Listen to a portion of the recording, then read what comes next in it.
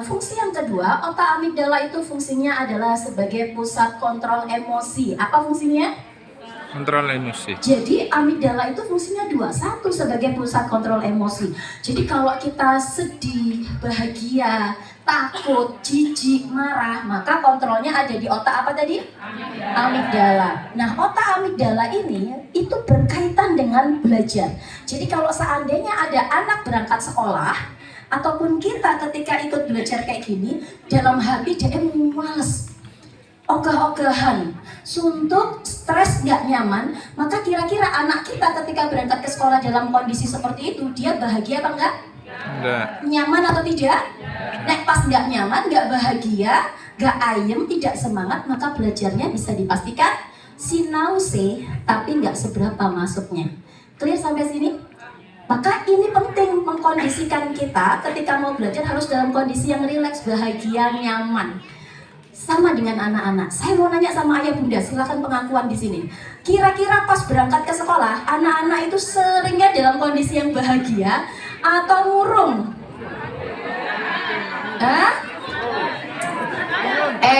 Saya tak ulang ya. Kira-kira mayoritas putra-putri kita dalam keseharian berangkat ke Novi itu dalam kondisi bahagia atau males-malesan? Bahagia atau gitu? Ya, ada dua ya. Ada yang bilang semangat bahagia, ada yang kadang-kadang nggak semangat.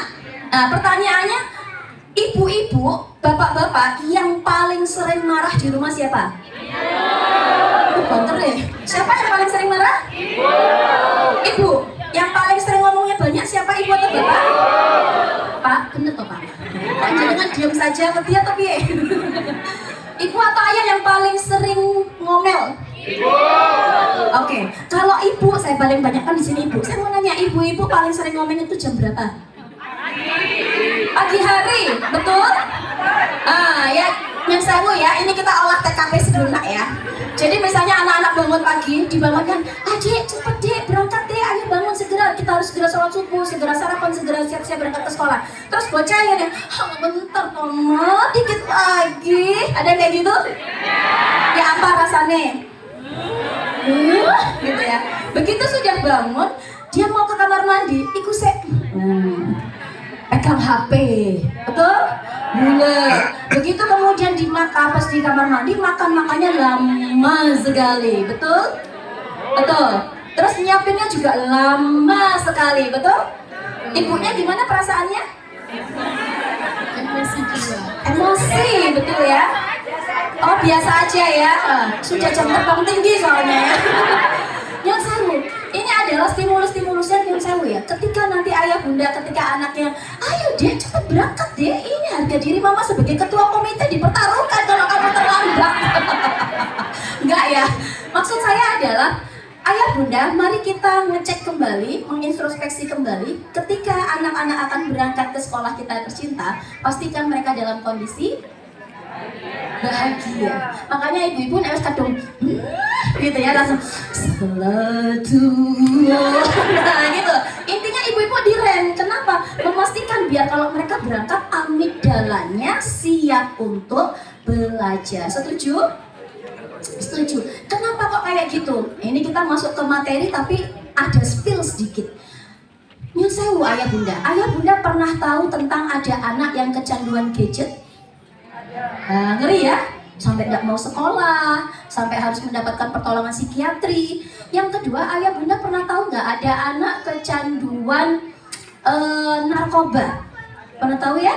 Nauzubillah min dzalik ya. Pernah dengar ada kejadian anak-anak yang kecanduan pornografi? Pernah tahu ya kisah-kisahnya, cerita-ceritanya? Ayah bunda tahu nggak bahwa ternyata ada anak loh yang kecanduan omelan orang tua? Bapak buyut?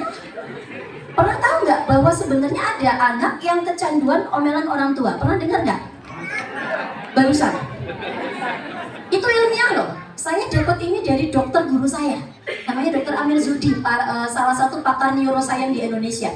Jadi ketika beliau cerita dalam kelas, dia ngomong, hati-hati loh, bahwa ternyata sekarang itu ada anak yang kecanduan omelan orang tua. Bahwa kita para peserta langsung kaget, kok bisa dok? Bagaimana penjelasannya? Ini analoginya kayak gini. Misalnya ada seorang ibu, dia itu baik hati, solihah gitu ya, ibadahnya tekun, ngajinya rutin, macam-macam pokoknya baik. Lalu suatu hari ibu ini itu melakukan kemaksiatan. Pas melakukan kemaksiatan, kira-kira perasaannya beliau gimana? Kaget. Oh, ini solihah banget gitu.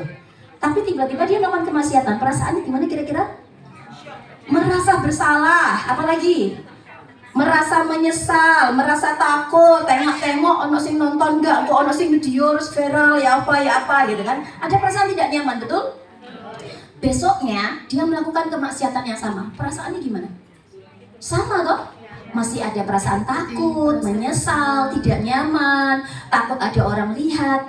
Ini kalau diulang lagi, dia bisa pindah nih. Dari titik yang pertama, dia akan pindah ke titik yang kedua. Titik yang kedua kira-kira apa? Kalau dia melakukan kemaksiatan yang pertama dan itu berulang. Biasa. Makanya kalau seandainya dia melakukan kemaksiatan ini di titik yang kedua, wis nggak ada lagi tuh. Ya ampun dosa, ya ampun. Ya ampun anaknya aku bagaimana? Itu udah nggak ada. Karena apa? Sudah biasa. Kalau sudah di titik biasa, dia melakukan kemaksiatan yang sama lagi, dan lagi, dia akan pindah dari titik kedua menuju ke titik yang ketiga. Apa kira-kira? Kecanduan, ketagihan. Jadi kalau dia nggak melakukan kemaksiatan yang sama, itu perasaannya kayak dunia masih ada yang kurang. Analoginya masuk sampai sini? Sama dengan anak yang sering kena omel bapak ibunya. Sama dengan anak yang sering dimarahin sama orang tuanya. Ketika pertama kali anak itu dimarahin, orang tuanya betul? Ibu kalau ngomel kayak gitu ya? Kecepatan ngomelnya melebihi kecepatan cahaya. Dia ngomel dimana? Kamu ya, kok gini, HP terus kamu atau bahkan mungkin ada fisik, ceplas, jewer, cetot gitu ya. Maka pertama kali kira-kira respon anak bagaimana? Pas dimarahin, takutnya kan gini, wepis, wingkluk, betul ya? Sampai bahkan yang saya hati-hati, saya diwanti-wanti sama guru saya, anak-anak yang ketika dimarahi sama orang tua jangan lupa perhatikan sininya. Apa ini? Jidatnya. Kalau dia masih begini, iki saya oh ya wedi, oh ya takut. Tapi kalau jidatnya sudah gini, kelihatan mulai mengkerut, berarti kata guru saya ini sudah masuk kategori dia ada perasaan dendam sama orang tuanya, merasa terintimidasi gitu. Jadi kalau misalnya anaknya dimarahi takut gini kan, nanti besok lagi melakukan kesalahan lagi, orang tua ngeresponnya kayak gitu, marah, ngomel, jiwet, nyepres, maka anak yang di posisi satu tidak menutup kemungkinan dia akan geser ke posisi yang kedua. Apa tadi? Biasa. Makanya kalau bapak ibunya marah, ibunya ngomong anaknya kayak gini, lihatin wajah saya, betul? Kayak dinyek kan? Kalau misalnya gini, bapaknya bilang, Mas HP terus, ya gitu terus HP, tak buang loh ya HP-nya. Anaknya bilang apa? Buangin. Pernah melihat ada fenomena kayak gini? Iya, meskipun bukan di rumah kita, tapi kadang kita bisa melihat fenomena ini di luar sana. Ini titik yang kedua ayah bunda. Kalau anaknya sudah titik yang kedua, orang tuanya harus banyak-banyak istighfar, kalau perlu sholat taubat. Kenapa? Ini kalau enggak diperbaikin pola asuh bapaknya, pola asuh ibunya, tidak menutup kemungkinan dia akan pindah ke titik yang ketiga. Apa tuh titik yang ketiga? Kecanduan. Dan parahnya ini adalah kecanduan omelan orang tua. Bahkan saya itu pernah, waktu itu saya lagi ngisi di Makassar, di salah satu hotel juga, waktu itu pesertanya hampir 1.000 orang, panggungnya di depan gini ya. Begitu saya sudah selesai, saya turun. Tiba-tiba ada wali murid yang nginjil, Bunda, saya izin tanya, tadi kehabisan waktu. Iya, ada apa Bunda? Anak saya itu loh, kok setiap hari itu bikin saya marah terus. Anak saya itu kok bikin saya itu jengkel, ngomel setiap hari. Kayaknya nggak bisa itu lihat mamahnya itu tenang bareng satu hari aja. Kenapa ya? Ini yang sudah saya maksud dengan masuk ke titik yang ketiga. Masuk apa? Kecanduan. Jadi kalau mamanya diem, tenang, batinnya gini, kok sepi, gak enak ya, gitu. Kok papaku gak ngamuk ya, kayak ada yang kurang. Bapak, ibu, ayah, bunda, ini ilmiah. Jadi maksud saya adalah hati-hati ketika kita merespon ada sesuatu yang tidak sesuai pada anak kita, betul?